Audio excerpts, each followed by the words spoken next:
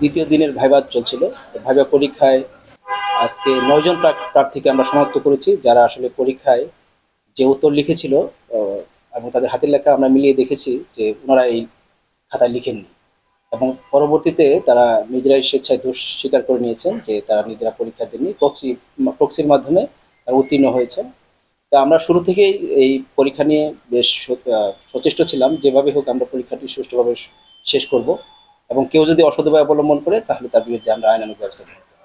আজকে এই ভাইভা গ্রহণের সময় যখন আমাদের সন্দেহ হয়েছিল যে খাতায় লেখা এবং পরীক্ষার উত্তর ভিন্ন ধরনের হচ্ছে, তখন আমরা লেখা যাচাই করে নিই, এবং নানা এক সময় তাদেরকে যখন প্রশ্ন করা হয় আপনারা কিভাবে উত্তর লিখলেন, তখন না পেরে নিজেরাই তারা স্বীকার করে নেন যে আমরা আসলে আরেকজনের সহযোগিতায় প্রক্সি পরীক্ষার মাধ্যমে আমরা এই উত্তর দিয়েছি।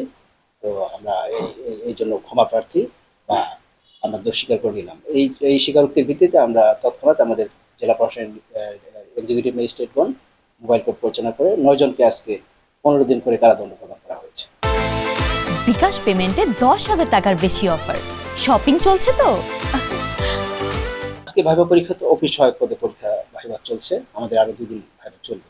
তথ্য যাচাই বাছাই করছি, সকল তথ্য রেখে দিয়েছি, এবং গোয়েন্দা সংস্থা এবং পুলিশ ডিপার্টমেন্টকে এই বিষয়টা অবহিত করেছি, তারা যাতে আরো ফার্দার ইনভেস্টিগেশন করে, এবং আমরা তথ্য নিয়ে যাচাই বাছাই করে দেখছি যে এটার সাথে আসলে কারা জড়িত।